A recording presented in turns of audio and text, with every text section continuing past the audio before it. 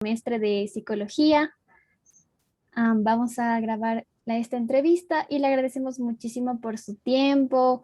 Queremos que nos guíe un poco en los términos que le vamos a mencionar.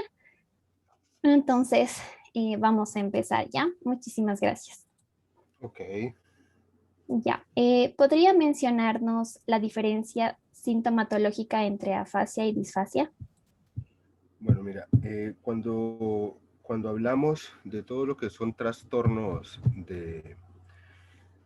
del habla, ¿ya? Nos encontramos con este tipo de conceptos, ¿no? Y hay que diferenciar muy claramente entre qué es cada uno de ellos, porque eso puede desorientar en la clínica a la hora de hacer una historia clínica o una evolución. En su caso, cuando ustedes hacen sus evoluciones clínicas en parapsicología, hay que tener claro este concepto, ¿no? Por ejemplo, entre los trastornos del habla está la afasia, la disfasia y el mutismo, que son los que van a entrar en esta entrevista. Entonces, al hablar de afasia como tal, nos referimos a una pérdida del lenguaje que es causado por algo secundario, en este caso un daño a la corteza cerebral, a las zonas del habla específicamente en el cerebro, pero es secundario, es causado por un daño y casi siempre este tipo de trastornos pasan en la adultez, ¿ya? La gran mayoría de las veces en los adultos, pero también se pueden presentar en niños por diferentes tipos de lesiones durante el nacimiento o en el proceso de crecimiento. Ahí es la diferencia con la disfasia. Entonces, ¿cuál es la diferencia? La disfasia es un trastorno específico de la adquisición del lenguaje. ¿Qué significa esto? El niño, por eso se da principalmente en la infancia de 0 a 6 años, más o menos, hasta los 12, cuando empieza el proceso de hablar del niño. ¿Por qué se diferencian? Porque la afasia, el paciente o la persona ya aprendió a hablar, él ya sabe hablar, ya sabe expresarse, pero la lesión que le causó esto le produce esa alteración del habla. En cambio, en la disfasia, el niño aún no sabe hablar, él está aprendiendo a hablar. Y en ese proceso de aprender a hablar es donde tiene la mayoría de los problemas, ¿ya? Entonces, yo les quería explicar algo, no sé si quieren se los desgloso para que entiendan los tipos de afasia que pueden haber y la disfasia, para que queden un poco más claros los conceptos. ¿Está bien? Sí, Doc. Gracias. Okay. Por ejemplo, la afasia, como les digo, es una pérdida del lenguaje que es causado por un daño cerebral. ¿Quién nos puede dar este daño cerebral? Las infecciones, una infección del cerebro, una meningitis, los ictus, que son las enfermedades vasculares cerebrales, que están unidas a las enfermedades, tienen mucho que ver con las enfermedades eh, arteriales, como la presión alta, ya la dislipidemia, todas estas cosas. Las demencias, estamos viendo diferentes tipos de afasia en los pacientes con demencia, los adultos mayores, tumores o un trauma craneoencefálico. Y de ahí se dividen algunos tipos de afasia, afasia global, afasia de Broca, afasia anómica y afasia expresiva o afasia de Wernicke. Una de las que más comúnmente vemos es la afasia de Broca y se da en los ictus, en las enfermedades cerebrovasculares. El paciente les llega a la consulta y el paciente no puede hablar, está y él sabe lo que quiere decir, pero no puede decir, ¿ya? Doctor, aquí no puedo hacerlo. En cambio, otra muy común es la afasia de Wernicke. En esta, el paciente o la afasia expresiva. En esta, el paciente se caracteriza porque él no entiende lo que quiere, no sabe lo que quiere decir y tampoco entiende lo que le dicen. Usted le habla y él o le contesta con parafrases, que son otras palabras, o simplemente le contesta otra cosa. Entonces, aquí, estos son los dos tipos como de afasia principales. En cambio, la disfasia, como les digo, es un trastorno específico de la adquisición del lenguaje. Entonces, estos son los niños que no pueden expresar lo que quieren, ¿ya? Y esto tiene que ver mucho, este tipo de trastornos, con daños estructurales, genéticos, y se manifiesta más que todo en la expresión del lenguaje. ¿Ok? Entonces no sé si quedó clara la diferencia entre afasia y disfasia. Sí, ¿Sí? Doc, muchas gracias. La siguiente pregunta, ¿cuáles son las causas más comunes y cómo podemos confirmar que es un caso de mutismo? Espérate porque no te escuché. Repíteme la pregunta, porfa. Ya. ¿Cuáles son las causas más comunes y cómo podemos confirmar que es un caso de mutismo? Ok, este es otro trastorno, ¿no? Otro trastorno del habla que suele ser adquirido, ¿ya? Cuando hablamos de mutismo, ¿ya? ¿De qué estamos hablando? Mutismo de mudo. Se quedó mudo. El paciente no habla, no quiere hablar, no quiere decir absolutamente nada, ¿ya? Pero hay que ver la causa, si es un mutismo total o un mutismo electivo, también llamado selectivo.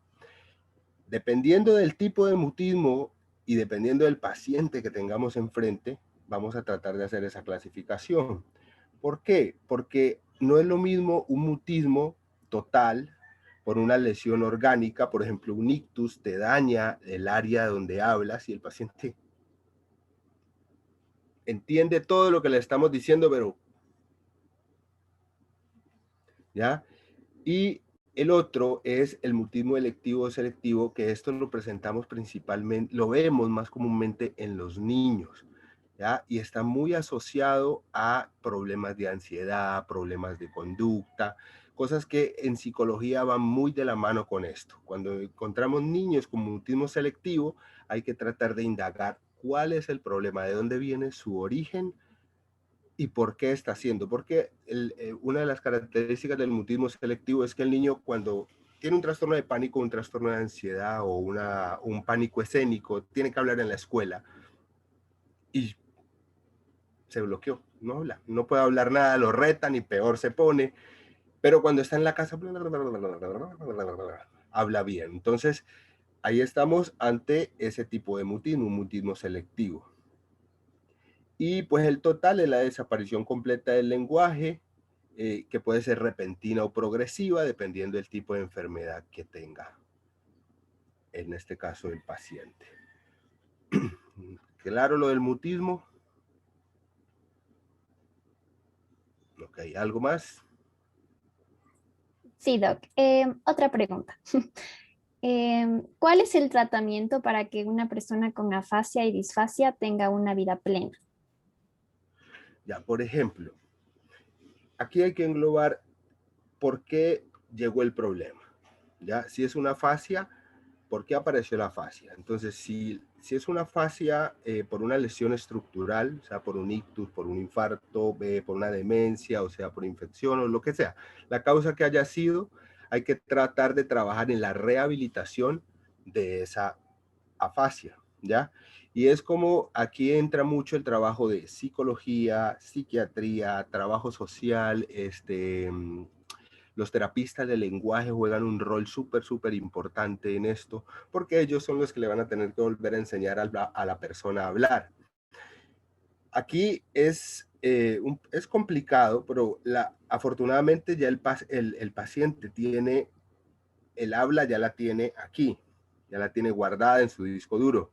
Lo que no pasa con la disfasia. En la disfasia, en los niños más frecuentemente, él tiene que aprender a hablar. Entonces, los terapistas del lenguaje son los que se juegan el mayor papel en este tipo de lesiones. Y el pronóstico, pues el pronóstico es mejor en la disfasia que en la fascia, porque en la fascia va a depender mucho de los factores de riesgo que tenga el paciente. Entre más factores de riesgo tiene, hipertensión, diabetes, obesidad, se complica un poco más la recuperación de esa parte. Hay algo en neurología que se llama neuroplasticidad. Antes uno decía, bueno, ya le dio la lesión, déjelo ahí, ya no hay nada que hacer. Actualmente se ha visto que la neuroplasticidad hace que se activen otras neuronas. Por ejemplo, se murió la neurona 1, pero habían la 2, la 3, 4, 5, 6, 7 alrededor, pero se murió la 1. ¿Y qué hace la neuroplasticidad? La neuroestimulación hace que las otras se unan para suplir a la enferma. Claro, el paciente no va a quedar 100%, pero va a recuperar por lo menos un 70%, ¿no? Y eso ayuda mucho. En tanto a la disfasia, pues es el apoyo de los logopedas, de todo lo que es terapia de lenguaje para enseñar a los niños a hablar y a expresarse correctamente. ¿Ok? ¿Algo más? ¿Y cuál es el tratamiento para superar el mutismo? Disculpe. Ok, en el mutismo, lo mismo es muy parecido a la otra. Va a depender de qué lo causó. ¿Ya? Y aquí la parte de psicología, la parte de terapia de lenguaje juegan un papel súper importante. Porque si es un mutismo total, bueno, ya sabemos con una lesión estructural, vamos a ver cómo podemos trabajar en eso, qué nos queda de esa lesión estructural, en dónde fue y cómo podemos estimularla. ¿Ok? Listo. Pero si es un mutismo selectivo, vamos a tener que, por la parte de psicología, ustedes van a tener que investigar qué trastorno, puede ser un trastorno de ansiedad, un trastorno de pánico, o qué le está causando al niño o al adulto este tipo de trastorno y trabajar en él, ¿ya? Para poderle decir al terapista del lenguaje en dónde está la falla y cómo él podría abordar este caso, ¿no? Porque la mayoría de causas de mutismo selectivo o son psiquiátricos, son psicológicos y están muy asociados a lo que es ansiedad social, el trastorno de pánico y alteraciones de la conducta. Y eso es netamente de psicología.